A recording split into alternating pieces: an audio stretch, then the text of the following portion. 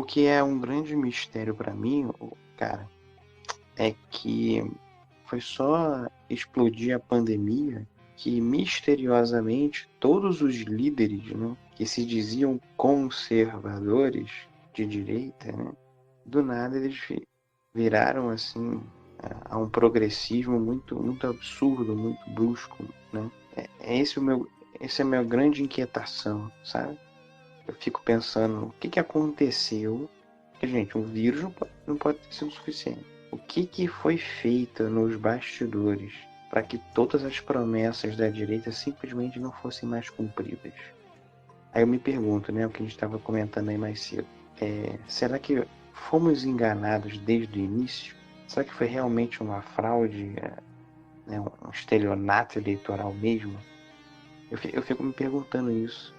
E como é que a gente pôde ser tão cego? Porque todo mundo acha que votou no mesmo candidato, né? Como é que a gente pode ser tão cego de não perceber isso? Será que a esquerda tinha razão quando dizia que era mais do mesmo? Por exemplo, aqui no Brasil, né? Eu fico me perguntando. Será que a esquerda sabia de algo, né? São dúvidas aí que eu tenho. Então, João, pode ter sido isso. E também pode ter sido simplesmente um efeito colateral do sistema, porque é que nem o vô citou aí mais um pouquinho antes, relativo ao enfrentamento, né? Aquela sanha de enfrentamento que ele tinha na televisão, quando ele ia nos programas e tal.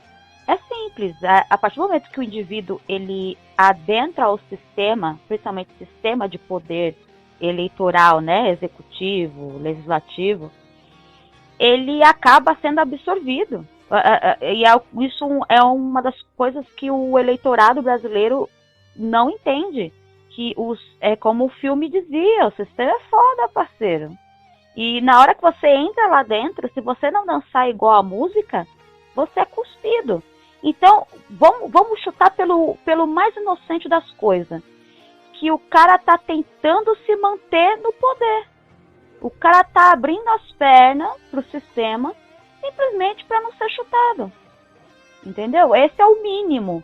E o máximo seria a nível de, sei lá, uma conspiração mundial aí, relativo a coisas que a gente conhece como a Agenda 2030 e tal, relativo a esses outros governantes de outros países que também se mostraram conservadores no início e logo depois estavam fazendo acordos nos bastidores aí com sabe lá Deus quem.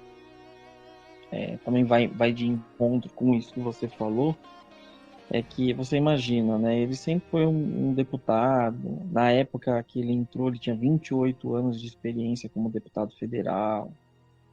Só que assim, 28 anos como deputado federal.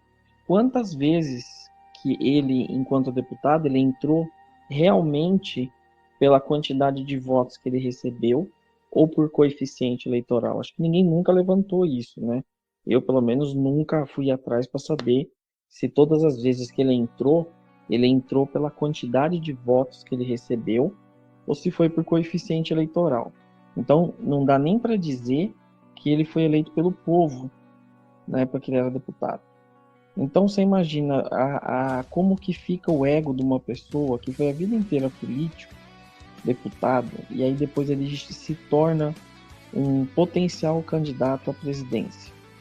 Então tudo que aconteceu para ele se tornar presidente, a campanha que ele fez, as pautas que ele defendia, culminou na facada, que acabou transformando ele num mártir conservador, né? Não vou nem entrar no mérito se isso daí foi causado ou não, né? Tem muita teoria de gente, algumas pessoas falam que foi ele, outras que não. A gente não é nem o objetivo dessa live falar sobre isso, né? Desse podcast. Mas o que eu quero dizer é que aquilo lá foi também uma coisa importante para transformar ele na figura do herói, né? Então ele fez todo o caminho do herói, né? Para quem gosta de mangá, né? Vai identificar como shonen, vamos dizer assim, né? O Bolsonaro era o protagonista shonen do mangá. Então ele chegou onde chegou e a partir do momento que você sente o gostinho do poder, por mais que a pessoa seja simples, só pelo fato do ego dela, dele ser idolatrado, dele ser seguido, dele ser querido pelo povo. E ele nem precisa fazer muito para ser querido pelo povo. O povo gosta, né, de ter de quem falar. Eles não têm mais ídolos, né? Antes você tinha um Ayrton Senna, você tinha um Pelé, você tinha, enfim, outras figuras que se destacavam como ídolos e as pessoas não se importavam com política. Hoje eles não têm nada. Assim, com muito custo a gente vê que algumas pessoas ainda acreditam em Deus, né? Porque colocar ele como uma figura humana, como no lugar de Deus, já é complicado. É complicado até para eu poder comentar sobre isso. Mas é o fato da idolatria, né, da pessoa pública, fez com que tanto ele se sentisse muito à vontade no papel que ele está, apesar de todo o problema que está se abatendo no governo dele. Ele se sente bem nessa posição de presidente, já que ele está sendo idolatrado. E tem pessoas que acreditam ainda que, mesmo ele não fazendo nada, ele merece estar lá. Só que ninguém paga, por exemplo, para consertar um carro e depois pegar o carro quebrado. Você paga para consertar seu carro e ver o carro arrumado. O voto deveria ser a mesma coisa, né? Você deu o seu voto ali, ele tem alguma validade, tem um peso, então você deveria cobrar pelo serviço que você está recebendo. Você está recebendo, o que você pagou é realmente aquilo que você está recebendo? E a mentalidade do Minion é essa. Ele acha que não precisa. O cara é gente boa. Então, não fez, não me entregou o carro sem uma roda. Não tem problema, mas o cara é gente boa. Então, para mim, é isso que eu tô vendo. As pessoas não estão se importando mais com nada. Desde que elas tenham a quem idolatrar, tá tranquilo. É gente boa, não é gente boa? Come o pão com leite condensado, abraça o cachorrinho caramelo.